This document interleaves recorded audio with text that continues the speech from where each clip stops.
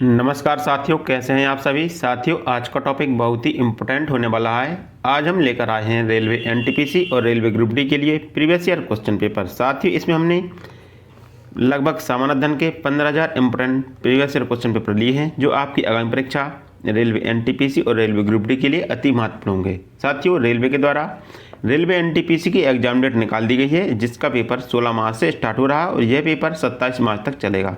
साथियों, यदि आपका पेपर 16 मार्च से स्टार्ट हो रहा है तो यह वीडियो आपके लिए अति इम्पोर्टेंट होगा। तो चलिए हम स्टार्ट करते हैं।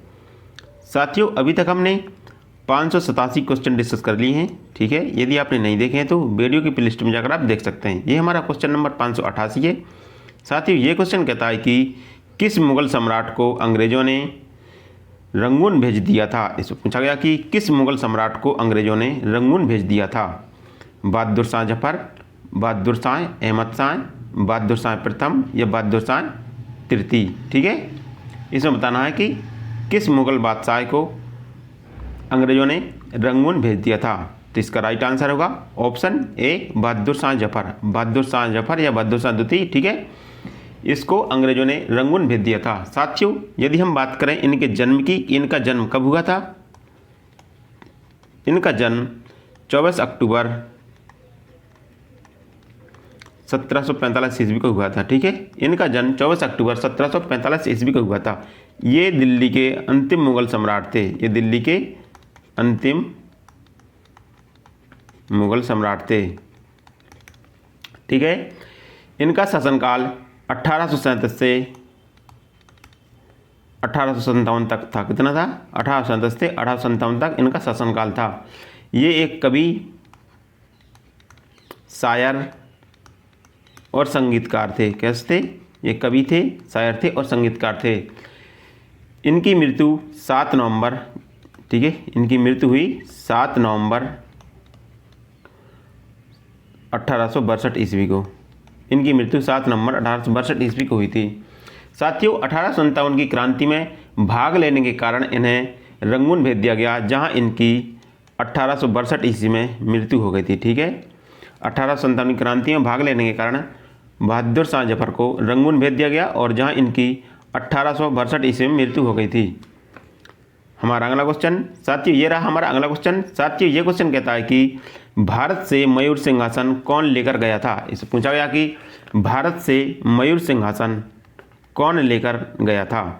नादिर शाह, अहमद शाह, मोहम्मद बिन तुगलक या चंगेज खां। साथियों, ये क्वेश्चन आरआरबी एनटीपीसी 2021 में पूछा गया है, तो ये वेरी वेरी इंपॉर्टेंट क्वेश्चन है। तो आपको बताना है कि भारत से मयूर सिंहासन कौन लेकर गया था। साथियों, भारत से मयूर सिंहासन नादिर शाह लेकर गया था। कौन? नादिर शाह लेकर गया था। साथियों, नादिर शाह को ईरान का नेपोलियन कहते हैं। क्या कहते हैं? ईरान का नेपोलियन कहते हैं, ठीक है। इसे ईरान का नेपोलियन कहते हैं। नादिर शाह फारस का शासक था। यह कहाँ का शासक था? यह फारस से आया था। यह फारस का शासक था।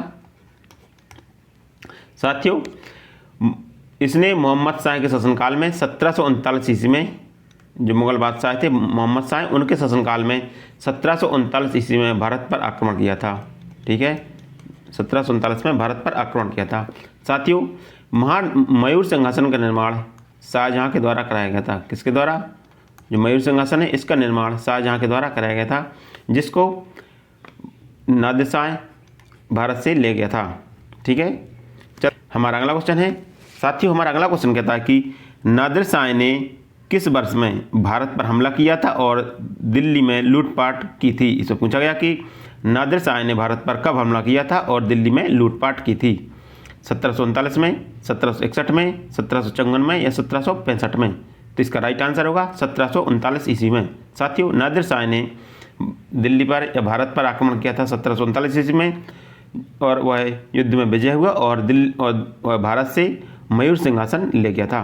साथियों, नादिर शाह को ईरान का नेपोलियन कहते हैं। इसे कहते हैं ईरान का नेपोलियन। साथियों, यदि आपसे कभी पूछ लिया जाए कि भारत का नेपोलियन किसे कहते हैं, भारत का नेपोलियन, तो भारत का नेपोलियन समुद्रगुप्त को कहते हैं। किसको? भारत का नेपोलियन समुद्रगुप्त को कहते हैं। हमारा अगला क्वेश्चन है साथियों, हमारा अगला क्वेश्चन कहता है कि अहमद शाह अब्दावली भारत में किस एशियाई देश से आया था। इसको पूछा गया कि जो अहमद शाह अब्दावली है वह भारत में किस एशियाई देश से आया था।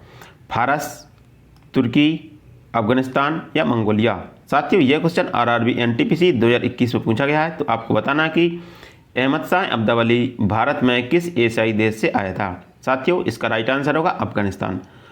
अहमद शाह अब्दावली भारत के एशिया देश के अफगानिस्तान से आया था। तो इसका राइट आंसर ऑप्शन सी होगा। साथियों अहमद शाह अब्दावली ने भारत पर प्रथम आक्रमण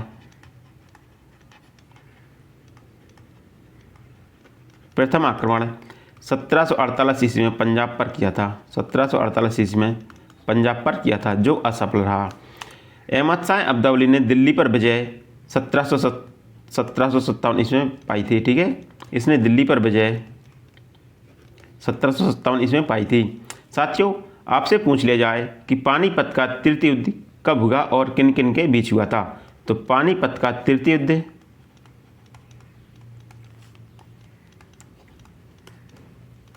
पानीपत का तृतीय युद्ध 14 फरवरी 1761 ईस्वी में हुआ था। ठीक है, पानीपत का तृतीय युद्ध 14 फरवरी 1761 ईस्वी में हुआ था। यह युद्ध अफगानों और मराठों के बीच हुआ था। किसके बीच? अफगानों और मराठों के बीच हुआ था। इसमें अफगान विजय हुए और मराठा की हार हुई थी। हमारा अगला क्वेश्चन है साथियों, हमारा अगला क्वेश्चन कहता है कि निम्नलिखित में से कौन सी कृति मुगल भारत के इतिहास के संबंध में विचारण नहीं है। ठीक है, विचारण योग्य नहीं है। इससे पूछा गया कि कौन सी कीर्ति है जो मुगल भारत के इतिहास के संबंध में विचारण योग्य नहीं है। आलमगीरनामा, शाहनामा, शाहजहांनामा या अकबरनामा। साथियों यह क्वेश्चन आरआरबी एनटीपीसी 2022 में पूछा गया है। तो ये वेरी वेरी इंपॉर्टेंट क्वेश्चन है। तो आपको बताना है कि कौन सी कीर्ति है जो मुगल भारत के इतिहास से संबंधित नहीं है। तो इसका राइट आंसर होगा ऑप्शन बी, शाहनामा। साथियों शाहनामा पुस्तक है, यह फिरदौसी के द्वारा लिखी गई। किसके द्वारा? यह फिरदौसी के द्वारा लिखी गई पुस्तक है। और फिरदौसी यह महमूद गजनबी के दरबार से संबंधित था। किससे था? यह महमूद गजनबी के दरबार से संबंधित था। तो यह मुगल शासन से संबंधित नहीं है, क्योंकि यह महमूद गजनबी के दरबार से संबंधित है। बाकी जो 3 पुस्तकें हैं, आलमगीरनामा, शाहजहांनामा और अकबरनामा, ठीक है, ये मुगल दरबार से संबंधित है। अब हम बात करेंगे कि जो आलमगीरनामा है ये किसके द्वारा लिखी गई। ठीक है, तो आलमगीरनामा यह पुस्तक मिर्ज़ा मोहम्मद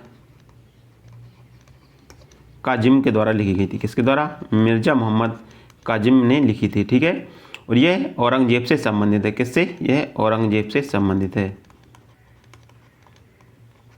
यह औरंगजेब से संबंधित है।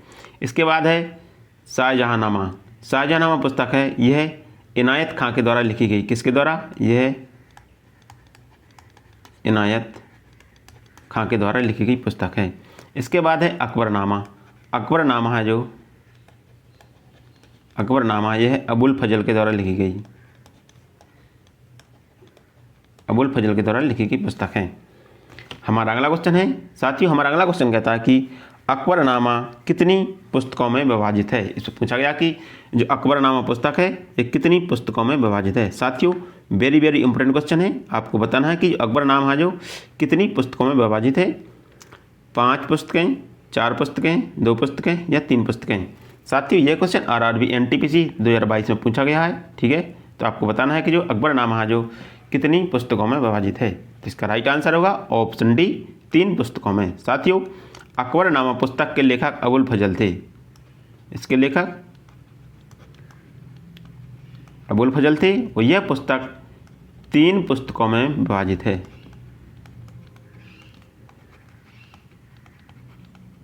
यह 3 पुस्तकों में विभाजित है। इसमें पहली है, जो पहली पुस्तक है, इसमें पहली पुस्तक यह अकबर के पूर्वजों के बारे में जानकारी देती है। ठीक है, अकबर के पूर्वजों के बारे में जानकारी देती है। जो दूसरी पुस्तक है यह अकबर के बारे में जानकारी देती है, यह अकबर के बारे में जानकारी देती है। और जो तीसरी पुस्तक है, ठीक है, ये तीसरी पुस्तक है आईन अकबरी, आईन ए अकबरी, ठीक है।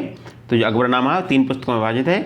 पहली पुस्तक में अकबर के पूर्वजों के बारे में जानकारी दी गई है, दूसरी पुस्तक में अकबर के बारे में जानकारी दी गई है, और तीसरी पुस्तक है जो यह आईन अकबरी पुस्तक है, ठीक है।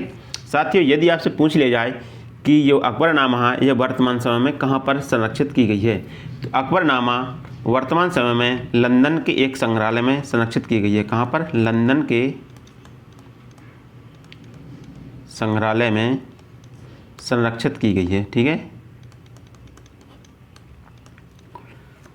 हमारा अगला क्वेश्चन है, साथियों हमारा अगला क्वेश्चन कहता है कि 14वीं शताब्दी में फारसी साहित्य निम्नलिखित में से कौन से प्रसिद्ध साहित्यकार थे जो गज़लों से संबंधित थे, जिसे उनके संपूर्ण व्यक्तित्व और काव्य कला के लिए सहारा गया था?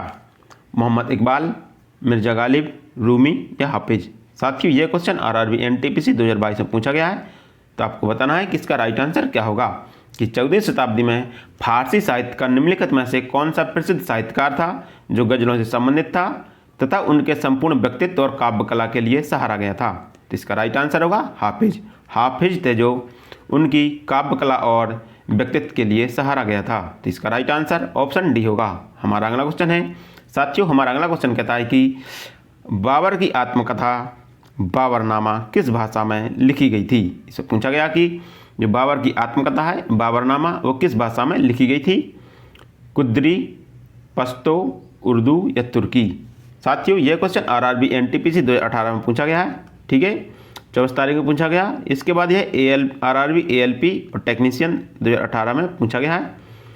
तो आपको बताना है कि जो बाबर की आत्मकथा है जो बाबरनामा ये किस भाषा में लिखी गई थी? तो इसका राइट आंसर होगा ऑप्शन डी, तुर्की भाषा में। बाबर ने अपनी आत्मकथा बाबरनामा तुर्की भाषा में लिखी थी। तो इसका राइट आंसर ऑप्शन डी होगा।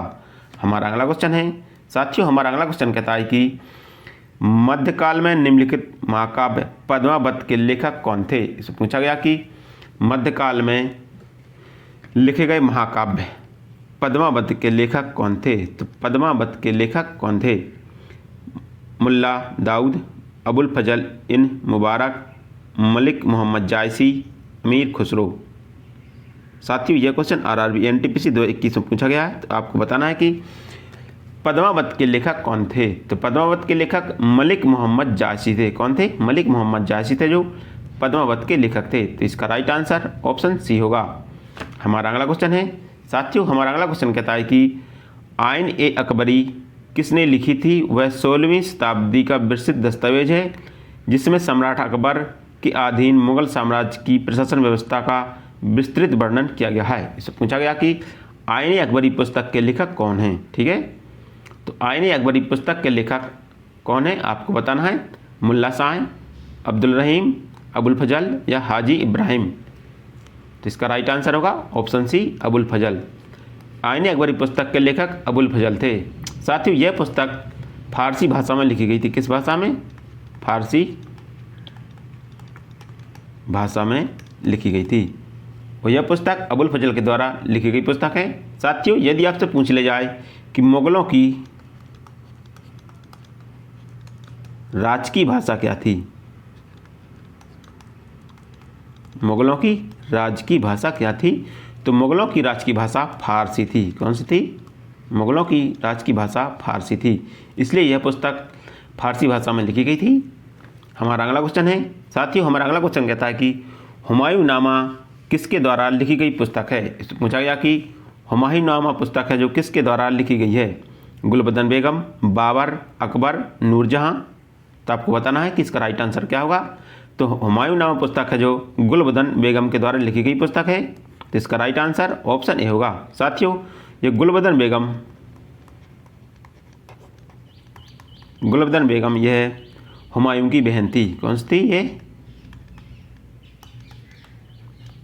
हुमायूं की बहन थी, ठीक है। इसके द्वारा वो हुमायूंनामा पुस्तक लिखी गई थी। हमारा अगला क्वेश्चन है, साथियों हमारा अगला क्वेश्चन कहता है कि अली कुली सलीम और अबू तालिब कलीम के शासनकाल के दौरान महत्वपूर्ण कवि थे। इसमें पूछा गया कि अली कुली सलीम और अबू तालिब कलीम किसके शासनकाल के दौरान महत्वपूर्ण कवि थे। तो अली कुली सलीम और अबू तालिब कलीम किसके शासनकाल के दौरान महत्वपूर्ण कवि थे। औरंगजेब, जहांगीर, शाहजहां या अकबर। तो इसका राइट आंसर होगा ऑप्शन सी शाहजहां। अबू कुली सलीम और अबू तालिब कलीम ये शाहजहां के शासनकाल के प्रसिद्ध कवि थे। तो इसका राइट आंसर ऑप्शन सी होगा। हमारा अगला क्वेश्चन है साथियों, हमारा अगला क्वेश्चन कहता है कि मध्यकालीन भारत के दौरान लिखी गई किताब गीत गोविंद के लेखक कौन है। इसमें पूछा गया कि गीत गोविंद पुस्तक के लेखक कौन है। मीराबाई, तुलसीदास, कबीरदास या जयदेव। साथियों ये वेरी वेरी इंपॉर्टेंट क्वेश्चन है। यह क्वेश्चन बार बार परीक्षा में पूछा गया है और यह क्वेश्चन आरआरबी ग्रुप डी 2018 में पूछा गया है। तो आपको बताना है कि गीत गोविंद पुस्तक के लेखक कौन है। तो इसका राइट आंसर होगा ऑप्शन डी जयदेव। गीत गोविंद पुस्तक के लेखक जयदेव हैं। साथियों यदि हम बात करें कि जयदेव की पुस्तकें कौन कौन सी थीं, जयदेव ने कौन कौन सी पुस्तकें लिखी हैं, तो जयदेव ने गीत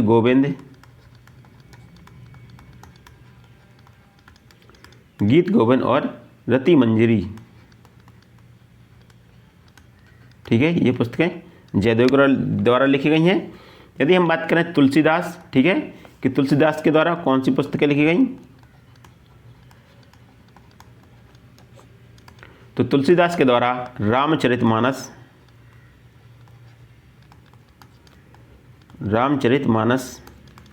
दोहाबली,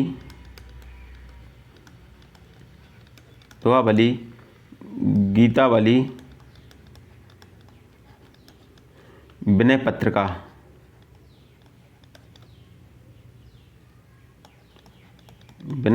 ये पुस्तकें तुलसीदास के द्वारा लिखी गई।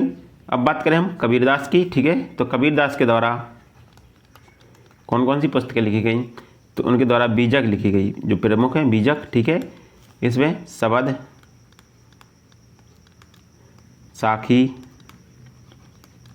और रमैनी, ठीक है, ये सभी पुस्तकें इंपॉर्टेंट पुस्तकें हैं। इसके बाद हम बात करेंगे मीराबाई कि मीराबाई के द्वारा कौन कौन सी पुस्तकें लिखी गई। तो मीराबाई के द्वारा गीत गोविंद,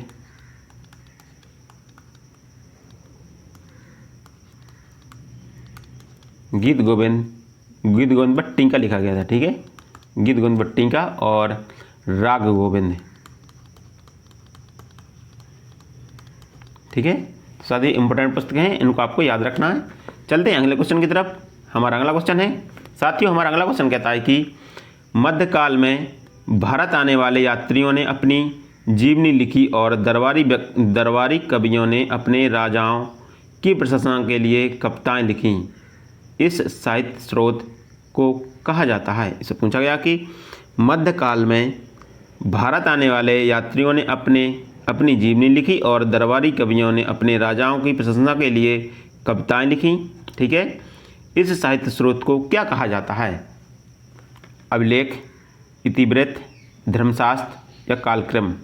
साथियों यह क्वेश्चन आरआरबी ग्रुप डी 2018 में पूछा गया है। तो आपको बताना है कि इस साहित्यिक स्रोत को क्या कहा जाता था। तो इस साहित्यिक स्रोत को इतिवृत्त कहा जाता था। क्या कहा जाता था, इतिवृत्त। तो इसका राइट आंसर ऑप्शन बी होगा।